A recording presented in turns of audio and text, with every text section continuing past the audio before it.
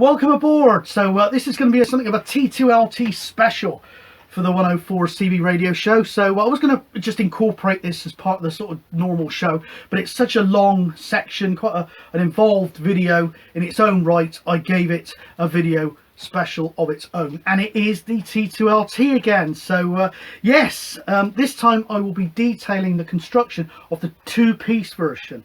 Now, I put up a video originally about the construction of the antenna back in 2013, January 2013, believe it or not, and also because that original video between you and me was never actually intended for public viewing.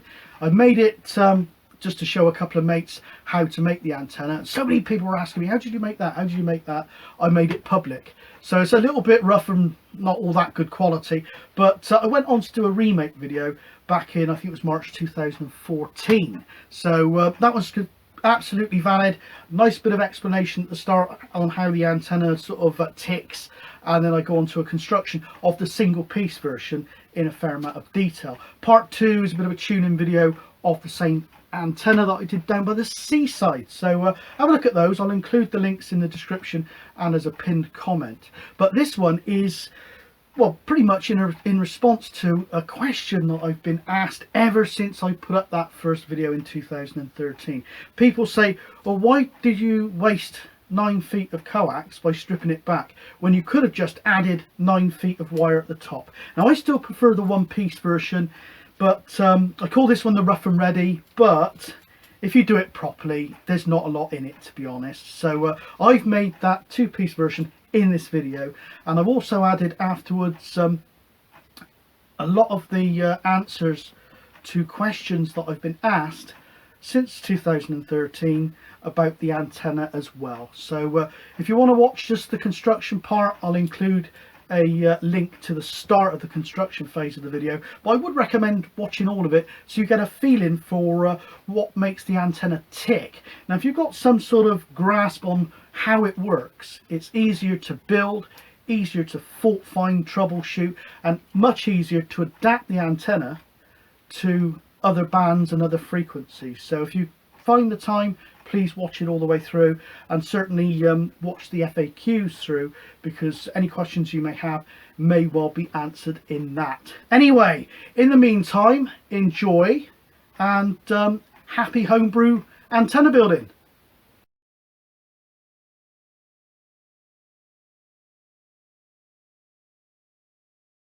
Okay, what we're going to do is make up one of these T2LT, aka Coax Dipole antennas. Tuned transmission line trap antennas, what that stands for. Very old German design from way back in the day. Now, I've done a video back in 2014, I think it was, completely valid, and I think that's probably the one I did.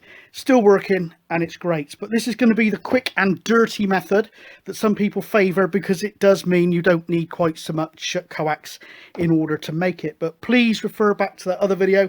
I'll leave a link so you can do so, and that does go into a little bit more depth as far as the theory behind it in not too technical terms, and also how to make this particular version that I favour. But let's do the quick and dirty version, because this would be ideal for emergency rollout or people that would prefer to not waste 9 feet of coax. Righto, so that's the finished one, so we're going to be making one of those, but here's the theory behind it. Now, what I'm going to do a little list of frequently asked questions at the end of this, so please listen to that if you've got any questions before you post any new questions. But that's the theory behind it. All it is electrically a center fed dipole, but it's physically end fed, so it's very convenient to deploy and very convenient to deploy quickly, and it's very easy to make.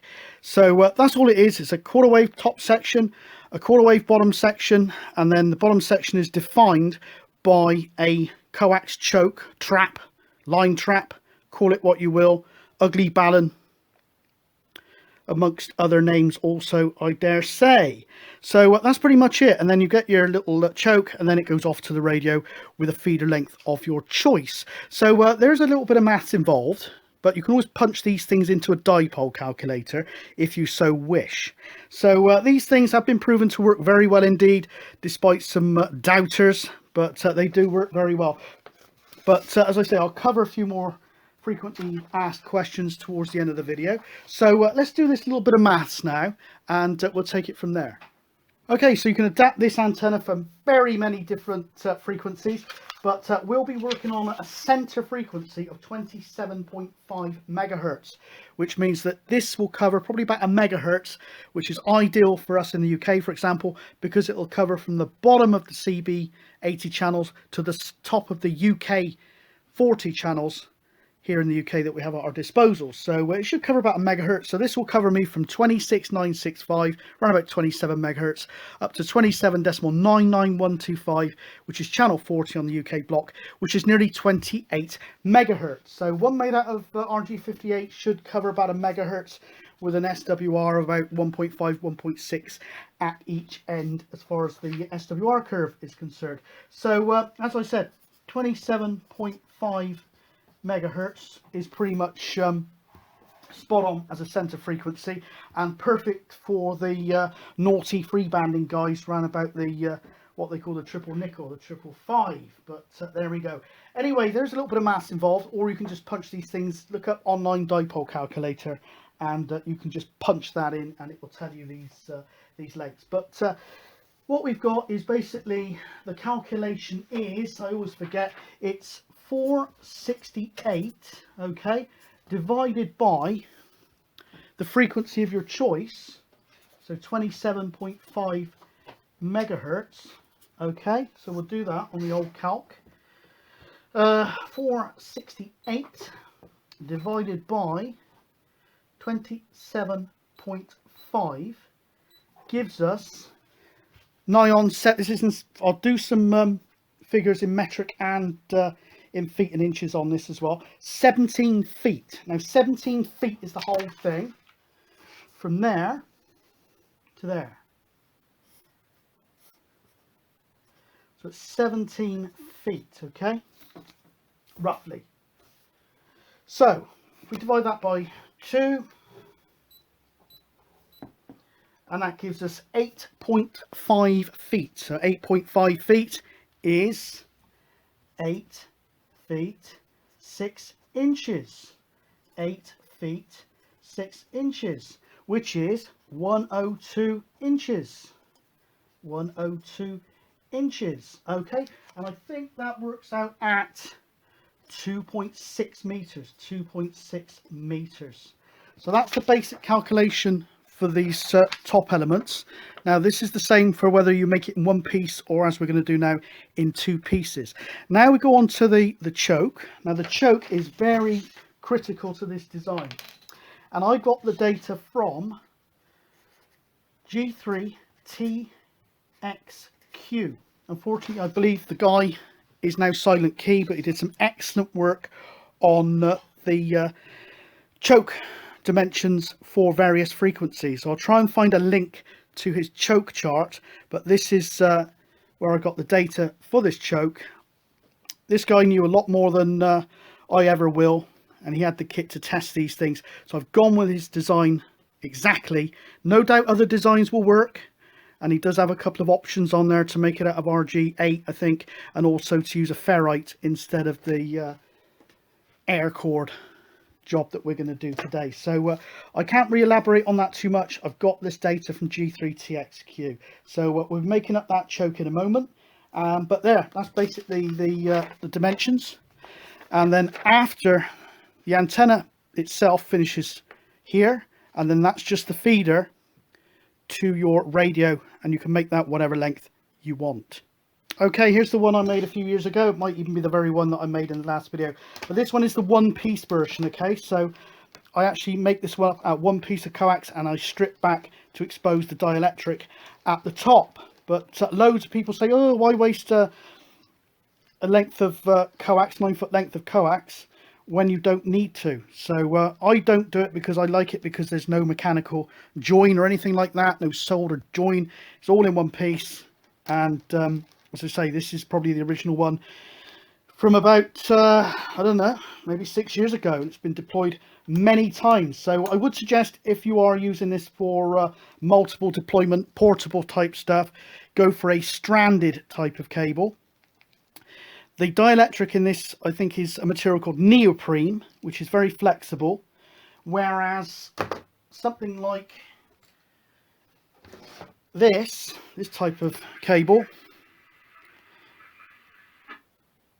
is what they call a foam dielectric. So that would tend to, I don't actually like the cable very much, it would tend to deteriorate on repeated bending. Also, this is a solid cable, so again, it's not very good for portable use because it can work harden and the core can break.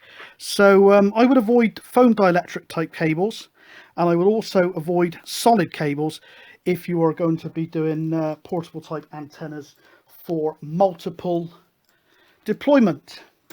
Right, let's crack on with the construction. So what you're going to need, like I say, is what I'm drawing is this sort of length of dimension. Now the actual choke uses up about 2 meters. Okay, so you want 2 meters for the choke and about 2.6 meters for the actual lower length of the cable. So probably allow about 5 meters of cable. I'll convert that into feet and note it on the top of the video. About 5 meters of cable to make up your antenna, plus however much you want as far as your feeder is concerned. Okay, so you want 5 meters of cable, so 5 meters of coax, and you'll want something to act as the former for the choke. Okay, and you'll also want about 9 feet. See, this is the trouble with the UK, we flipped between different imperial metric measurements all the time. So say allow about 3 meters of some sort of, preferably again, stranded cable to make up your top section. We leave the top section slightly long to allow for bending over, and when you bend it over you can tune that by bending it over each time for your SWR. And also you can make a little bit of a loop out of it as well should you want to hang it up in a tree. So there we go, you want that, and I won't be using that particular piece of coax, and at least about 5 meters of coax plus however much you want to go back to your radio. Right, let's get building this thing. So there's the parts I need: my former, my 9 foot odd of wire, a little bit longer as I said, just to allow a bit of extra for SWR tuning of the top section. So first thing we want to do is just expose about 1 inch or so of the inner dielectric of this coax cable. So let's do that.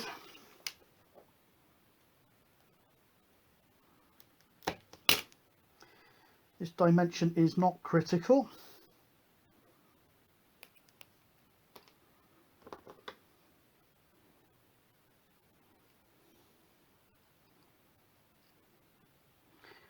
Just splay that coax off, braid away I should say. And you want to make sure that that's cut back and you don't have anything short in, you haven't dug into that dielectric to create any sort of shorts or weaknesses.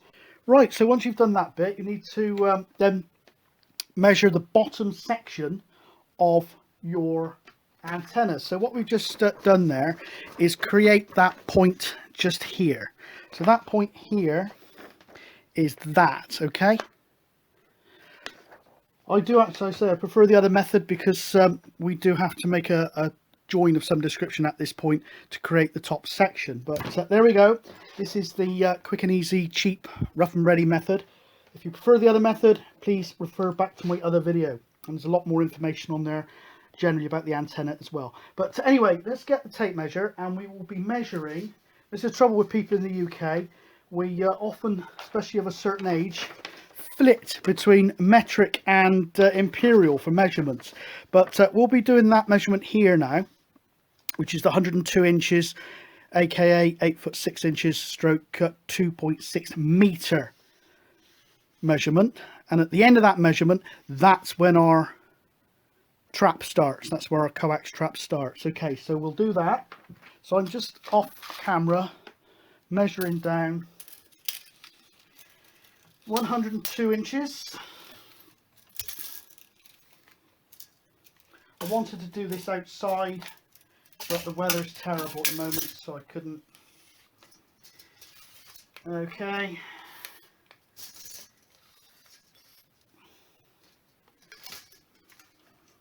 102. Okay, so at that 102 point, I just want to mark that off with a bit of tape. Now these antennas are so good, I'm out of practice making them because I've never had one actually go wrong.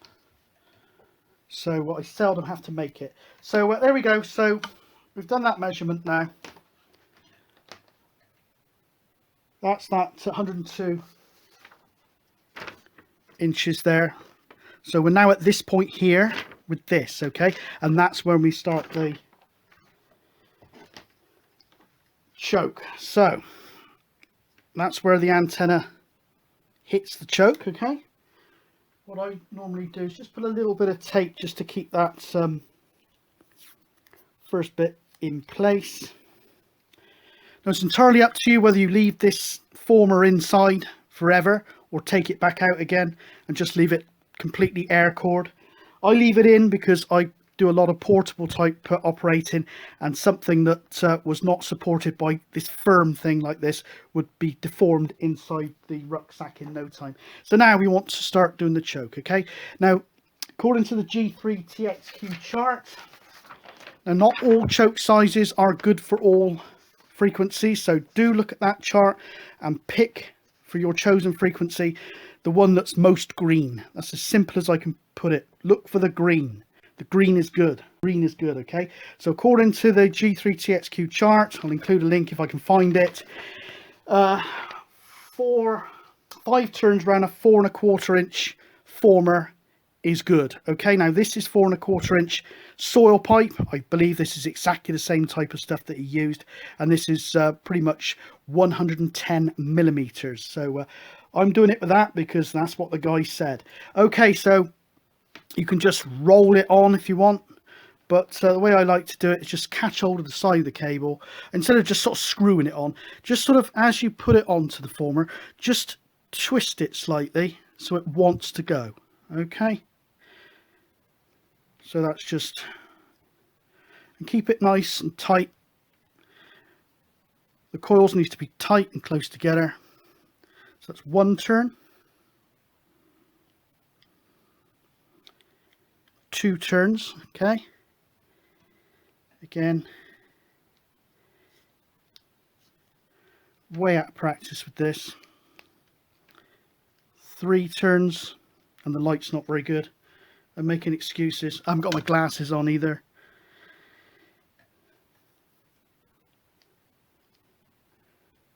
4 turns, okay.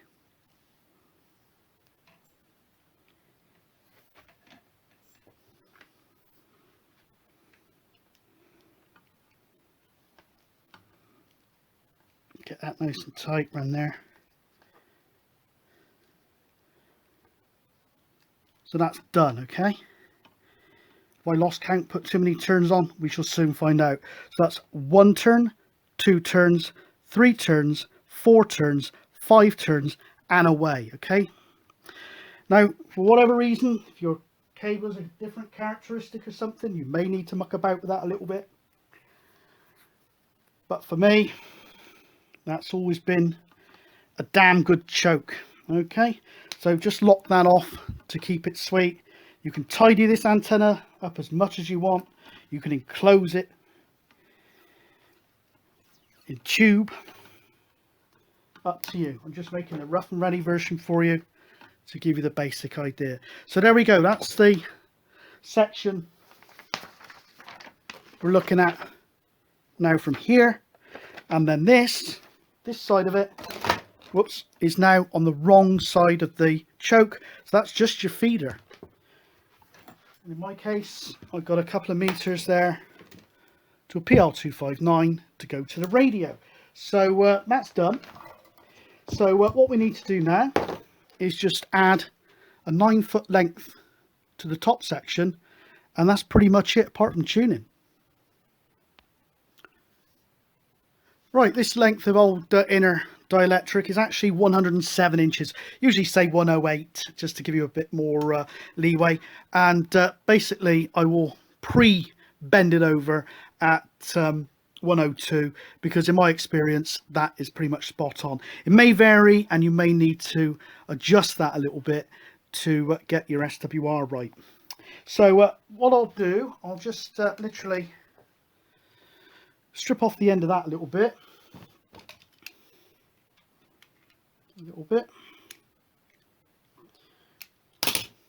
Without damaging the inner cord. Okay, same here. Now this is the real arse end way of doing it. Emergency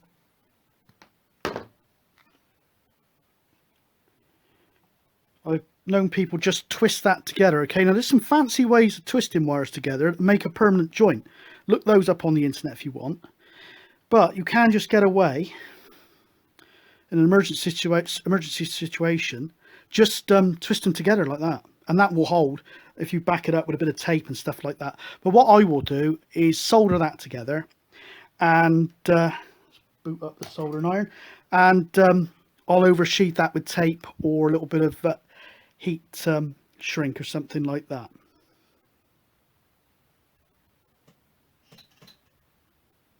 Right, so that's soldered together. Now you could use, say for an emergency antenna, whatever, you could use a little, recommend it really. I say I'd still prefer the one-piece version, but people have mentioned this version so many times. You could just use a little chop block connector or anything you want really that joins two pieces of wire together. But there we go. So I'm just going to pop a little bit of heat shrink on that now, just to tidy it up. I've put the heat shrink down somewhere and the hot air gun, and I've lost both of them. So I'll go and find those a moment, and then we'll get this thing finished off. Right, it's amazing what you can lose in a small space. So I've just slipped that bit of heat shrink over the top. So you can just tape it up if you want.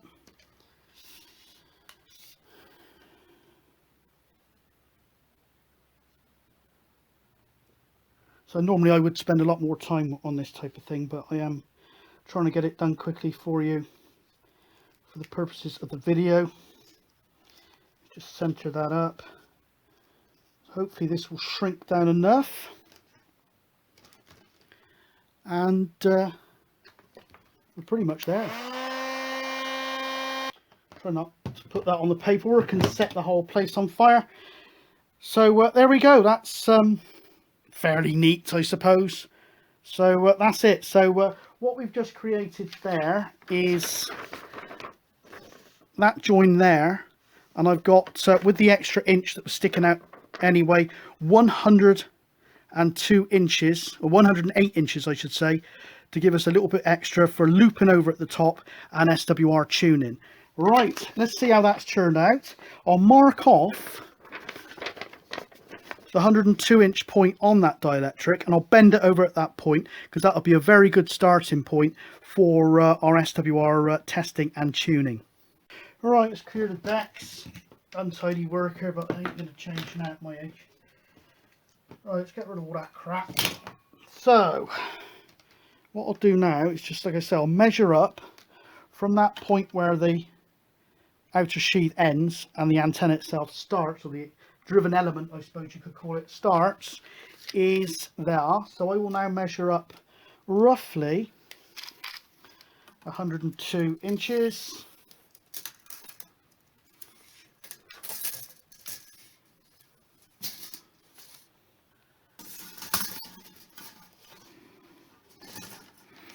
Here we go, 9902. 102. That thing. Just mark that off with a marker pen. Okay. And then just bend it over at that point. You may need to adjust this, and I have put up a video of the adjustment of these things. It should still apply, but I will tune this one up probably in next week's video, and that'll be the point. Now you could just put a little bit of something in there, a little bit of nylon wire, a bit of paracord, so you can hoist it up in a tree. But what you would do to adjust the SWR, you don't have to cut it off each time. You can just adjust the length by either opening up that bend or pulling it down to make the antenna shorter for your SWR. So that's our 102 inch point. So I'll just pop a little bit of tape on that for now, and then obviously I can make a better job of that in due course once it's tuned. Let's put a little bit of heat shrink over that as well, just to keep it neat once it's tuned. So this is very rough and ready for the purposes of this video.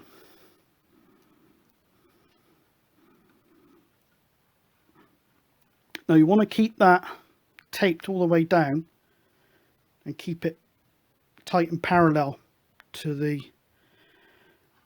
dielectric, and then that should respond to tuning if need be. I've known these be absolutely sweet straight on those dimensions. If you find it's way off and you're really starting to having to shorten it, or it's not long enough or something, revisit your choke. Now some people just move the choke up and down. I believe that's a valid method as well, but revisit your choke, make sure it's good and tight, make sure it's on the right size former, make sure the coil is all nice and sweet. Okay, again, you can improve this, you can enclose it, you can do what you want with it. You can make it a fantastically built antenna, or you can just chuck one together like I've just done now. So that's the basic construction of this coax dipole. So that is exactly what we've created there. So what I'll do now is do another little section of the various frequently asked questions that I've had come in over the years since I've posted up my first video on this antenna, and also a remake video that I did on the antenna as well. But that's basically what we've constructed.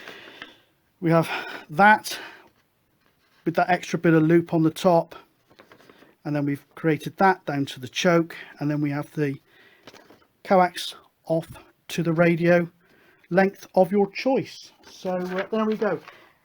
Okay, frequently asked questions about this antenna. So there we go, it's all done and dusted. So yeah, I think yeah, let's have a look at really construction wise. This is a rough and ready one, so you could enclose the whole thing, put it in conduit or whatever, or enclose this in a box, whatever you want to do. There is a bit of a weak point there. Depends on the type of coax you use. Some of this stuff is really brittle and some is quite rubbery and it can deteriorate. You can get a point there where it work hardens, so you might want to look at doing something there to improve longevity. What else? If you've got a fault, obviously you can do the basics. You can put a continuity or put a meter across that, make sure you haven't got a short across that. You could even do a test really from center pin and stick the other end of the probe of your meter in there to make sure you've got continuity at least on the center core. So that's that. But probably one of the most common ones that I'm asked is, where do you get that 110mm former from? Now this is 110mm soil pipe. I had some down the back of the shed for, I don't know, 30 years I think, so I don't know where it came from, but it's 4¼ inch stroke 110mm soil pipe. See, that's what I think his name was Steve G3TXQ used, so I'm not going to break away from his findings, so I've gone with that. He has used toroids and other cables on that chart as well, and I'm sure they work just as well. But make sure that you do adhere to that choke size, because that's what the guy proved, and the chart also proves that not all choke sizes are good for all frequencies. So you have to be pretty good with the choke. So if you find for whatever reason it doesn't work, you may have to play around with it, but there's a good chance that you'll end up with a hot feed line or some other sort of fault where you find that you're really having to bend this over by miles and all the rest of it to show that it's out of kilter. But to my mind, if it ends up round about a quarter wave up, a quarter wave down, it's going to be a pretty decent antenna, and it's sort of going to be on song. So that's that. Other questions, I say I may have mentioned this earlier on. People say, can I use RG8 mini? Can I use 75 ohm TV coax? No doubt you can, but those cables do have different characteristics, and the main thing, as I say again, is this choke. Now, cables have a thing called a velocity factor, or a velocity of propagation, and the velocity of propagation, velocity factor of different cables, such as the RG8 mini, I think it's called RG8X, I'm not too sure, is different. I think RG58 is 0.66. The velocity factor, velocity of propagation, is basically the speed that the signal, the electricity, travels up inside a cable versus how fast it would go in free space, pretty much. So they do differ. So experimentation would be needed. So really, I've just gone with RG58. I don't see a reason to use anything other than that. Other than if you wanted to perhaps get something that would cover more channels, more bandwidth, you could perhaps try making it at something RG213, or I think it used to be known as RG8. A bit more unwieldy, but you might get about 1.5 megahertz of coverage out of something like that. Whereas something like this is good for about 1 megahertz. So yeah, other questions. People, this is why I've done this video really. People say, why on earth do you make it in one piece and do all that stripping back of coax when really you could just, as I've done in this one, splice a piece of wire on top? Absolutely. I only do that really because I imagine a situation where your antenna's busted and you make the replacement antenna, the emergency antenna, entirely from your feeder. Or secondly, like I said before, I don't like that mechanical joint at the point where the dielectric top section meets the bottom section of the antenna. So that's the reason there, but you can do. And in this case, I've actually used the center section of an actual RG58, so that's why I was confident enough to bend it over at 102 inches, and I'm fairly confident I won't need to adjust that by too much, if anything. But if you use some other type of cable, again going back to that velocity factor thing, different cables have, or different types of wire have different characteristics. So you could get a copper cable which is better than say an aluminium cable, or you can get cables these days called CCA, copper clad aluminium. So they would have different characteristics. So you may find this top section is slightly different lengthwise if you use something other than either just stripping the whole thing back like I've done in my first effort of this type of antenna, or spliced on an actual piece of coax like I've done in this one. But it should work, and I've done one before with speaker wire, cheap speaker wire, and it works an absolute peach. So there we go. So you can, but you may need to adjust accordingly. So that same goes with all different types of cables and things like this. Normally though, if you use a thicker cable or a thicker diameter, it should cover more channels. So other people, so what sort of channel coverage, frequency coverage can I expect from something like this? Now for CB here, we go from 26.965, which is channel 1 US or EU or CEPT, call it what you will, and we can go all the way up to the top of the shop on UK40, which is 27.99125. So that's pretty much 27 megs, isn't it? And that's pretty much 28 megs, okay? So what's the difference there? 1 megahertz. So this is probably good for about 1 megahertz. It can vary a little bit, height above ground, all this type of stuff. But generally what I find is the SWR curve for this type of thing, it's say center frequency is 27.5 megahertz, okay? So you can expect SWR meters vary. Some might show 1-to-1. But you can expect from a dipole type antenna something like 1.3 at the centre, up to about so you got 1.5, 2 SWR. Okay, same here, 1.5, 2. You can expect about 1.6 actually. That's the pen top gone on the floor.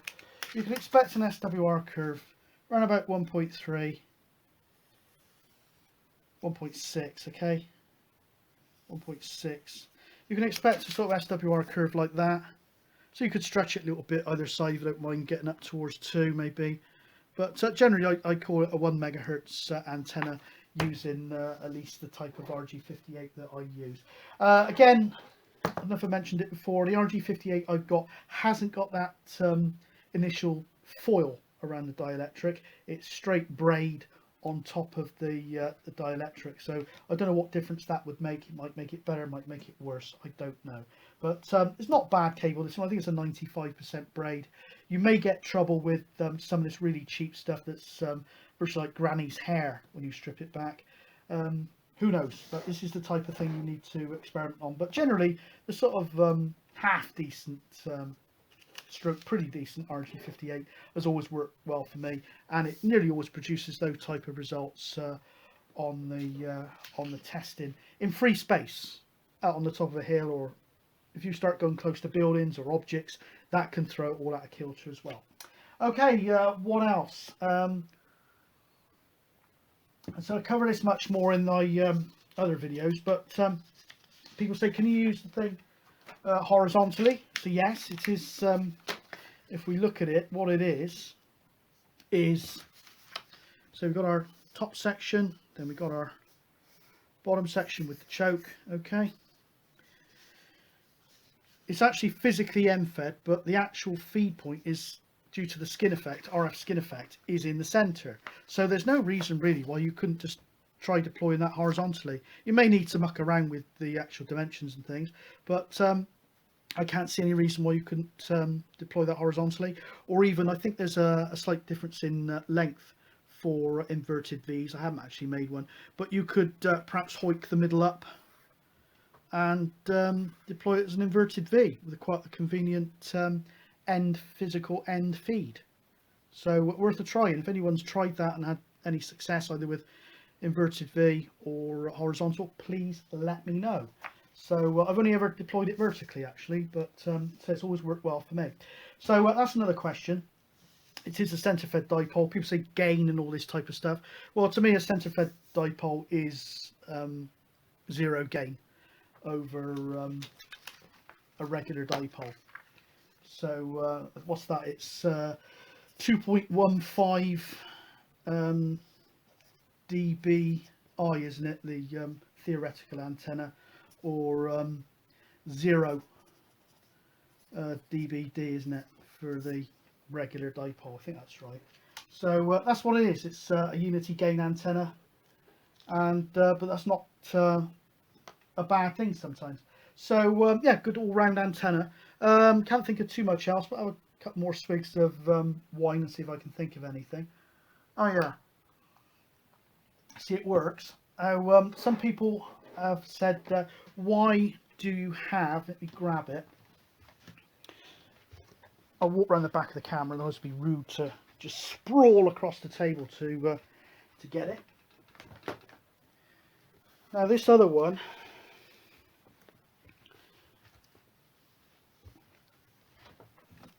that is quite a long, quite a few years old I should say. As you see there, I've actually put a little bit of sleeve in there at that weak point, because they have been known to just to crack off, especially if you take these out in really cold weathers and things. It gets stiff and brittle, so I have put a little bit of extra sleeving on there to stop that cracking and work hardening on those cable ties.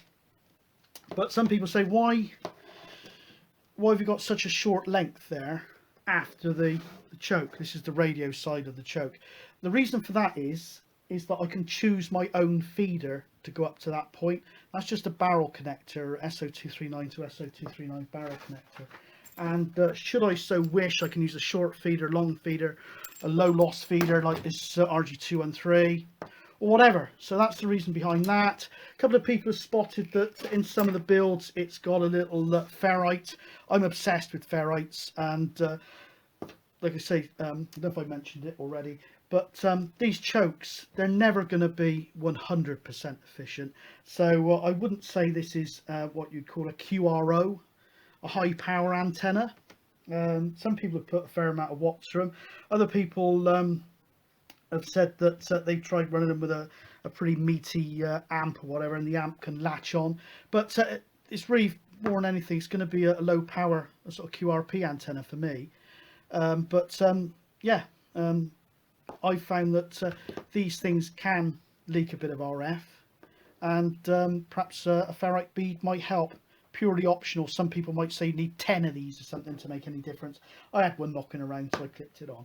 No other reason. I wouldn't even bother to put one on there, because this is going to be 4 watts max going into that, and that's the end of that. Or I should say, if I'm using it on SSB, it's going to be 12 watts PEP.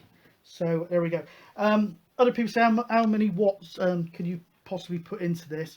I don't know. The actual cable is rated at what, 300 watts, but you'll find that because this is choking something, that has got to go somewhere, and it'll probably be dissipated as heat. So if you start putting a kilowatt through this type of thing, then I guess you might melt your whole choke. But that's a different story. Look at these are also known as ugly balance, coax traps, coax chokes. Look up information on that, because that type of thing will apply, because that's all this is. It's just choking off those common modes, and instead of choking it off right at the sort of antenna itself, you're actually using this to your advantage to let those common modes come down to the point that you want them to, and then you choke them off. So that's the idea behind that. So I've had a couple of comments actually over the years.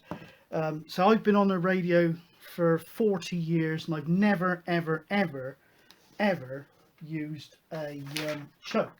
Okay, well, without that choke, it's just a piece of coax with the top stripped off of it, isn't it, really? You have to have the choke in this design, okay? It's not an option. It's got to be there, because that's how the thing works, okay? So you might have got away with not having one of these on a center fed dipole or at the bottom of your Armstrong 99 for 30-40 years, but this design really does need that choke, and it needs to be made properly, and it needs to be made to spec. Otherwise it will not work properly, if at all. That brings me on to another question I've been asked. Can you adapt these for other frequencies? Yes, absolutely. But have a look at the G3 TXQ chart, and it's mostly HF. I think it's all HF actually, unfortunately. Now look on there, and don't just change the length of this to your frequency of choice and leave the choke the same. You'll have to, say you're making it for one of the ham bands, look up say 10 meters, or calculate 10, say you're working on getting one to work for the 10 meter band, work out the dipole dimensions for 10 meters, and then go on there and find the best option for, say, 10 meters for your choke size. So not all choke sizes, if you go by his chart, fit everything. Some people think you can just make one choke and it'll cover 0 to 30 megahertz. You can see from that it doesn't. Now what you need to be looking at, now I don't know a great deal about it, but what you need to be looking for in that choke chart is green is good, red is bad. So the darker the green, the more green your actual reference point is, the better. So there we go. And also it does, instead of using things like this, you can there's some toroids and things like that listed, and I think he's also made some antennas. It's either out of 213 or RG8. So yeah, there we go. So I can't think of anything else at the moment. I'll add any information if I think of it by tagging it on the end. But in the meantime, give it a go. If you don't fancy giving it a go, buy one off of eBay. A lot of people do. Sometimes people have had a go at these, and they have been actually quite experienced people, and they just can't make them work. Other people just throw one together and they come back and say, absolutely brilliant, worked first time. So there we go. But for the amount of time and the amount of expense, and when you've made an antenna yourself, and I'll include a clip of one of these in action a few years ago, when you get the contact on a homebrew antenna, especially one that is just made out of a piece of coax, it's fantastic. It just adds that extra little element to your radio. Okay, hope you enjoyed that. I should take another swig of wine and we'll get back to the show. Okay, a quick deployment of the new antenna. So it's just got that screw-in thing there. That's basically a parasol base stroke, one of these whirligig type washing line type things you screw into the ground. Anyway, that's immaterial to this test. It's just a quick way of deploying it. So there's the choke. So this is only a 6 meter roach pole. I've deployed these on 6 metre, 7 metre, 8 metre and 10 metre roach poles, fiberglass only, no carbon content, and a tiny bit of variation between SWR with the height above ground, but I must admit it's never been a great deal for me. Anyway, also soil type underneath might make a difference, but I've never known it throw it much out, if any. Okay, so that's the 6 metre pole, just with the antenna roughly taped to it. So let's take some SWR readings and see where it's at. Right, I've only got a straight 40 in the test bag today, so it's on the UK 40, so I should be testing on channel 1, which is 27.60125. I've made no adjustment to the length of antenna as yet, and we're showing about 1.2, I think it is. The sun's rather strong. About 1.2 on channel 1. Centre of the band, I think it's about 1.3 from here. You're probably seeing it better than I am. And then upon top of the shot, oops,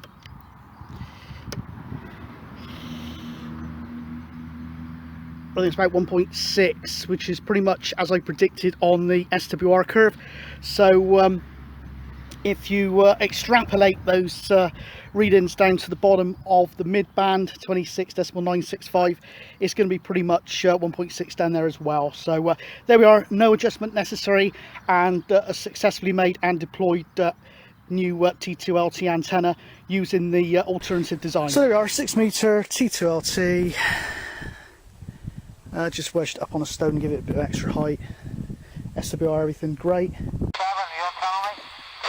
That's Mark coming through nicely now. Olga, thankfully, is starting to leave us alone. The guys have, I found them on channel 36, and just managed a two-way with another CTX station. It's Tom, he's doing the CTX thing today. He's up in Clee Hills, I think, in Shropshire, which I made a QSO with Shropshire last night on the Papa Lima net, and someone measured it at 128 miles, so that's not bad at all.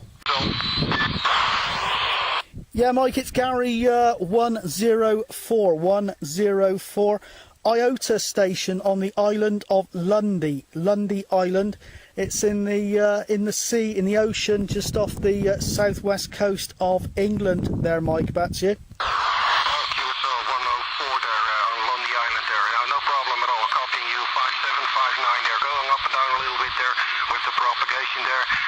There's another QSK or something on the frequency as well there, so I'll pass it back to you and you can toss it back.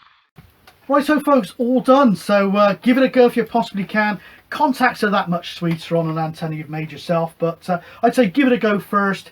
If you try and failed, at least you've tried. But if it doesn't happen for you, you can indeed go off to eBay and buy one ready-made. But say contacts are so much sweeter on an antenna you've made for pretty much next to nothing with a piece of coax. So there we go. Anyway, it's been nice over the years to see other people adapt the videos and see the videos out there for other countries and different languages and all this type of thing. So it's been great to see the sort of propagation of the antenna out there, and it's been really good to see that a lot of people are using these for, as I do. It's the only antenna I really use for portable type stuff now. For that type of thing, it's nice to see some people actually using them as base antennas. People have tested them against other types of antennas, and there's been nothing in it as far as vertical against vertical. And indeed, I'll probably drop that Antron out of that tree that I've got outside and redeploy perhaps this one up through the tree, because I know it'll work just as well as the A99 up through that tree. So yeah, what's not to like? So yeah, I'll let you into another secret, as well as a few people saying the video was crap, because really it was never really intended for public viewing, that first version. It's a little bit wobbly and all the rest of it, and dark, so that's why I made the remake videos. But a few experts back in the day said the antenna was crap, it wasn't fit for purpose, and go make something else instead, you muppet. But I think they've been disproven to a great degree over the years, with loads of people making these things up and say they work great. There's been a few people say that they've made them and they haven't worked out for them. But I think there's reasons, as I detailed in the video, perhaps for that. Perhaps they haven't followed the instructions, the choke's not quite right. The coax has got some funny sort of characteristic maybe. But certainly it's proven itself, and it's been nice to see that some people have actually taken up making these commercially and selling them through websites and on eBay, etc. So there we go. And even to this day, there's new videos coming out on the subject, and I think the latest one I saw was Tim G5TM. He's going through actually a different version of this with a bigger sized choke or whatever, and also the some chat about adapting them for different handbands. So there we go. So the only thing I would say on that subject, if you are adapting them for different bands, have a look at that G3TXQ chart and adjust your choke size as well as your lengths as far as the top and bottom elements are concerned. So there we go. But apart from that, what's not to like? Cheap and simple. I've done the two-piece now, so go with whatever flavour you like. The T2LT one-piece, or indeed the T2LT two-piece. So there we go. Happy T2LTing, and hopefully catch you from the hills. Cheers, everyone.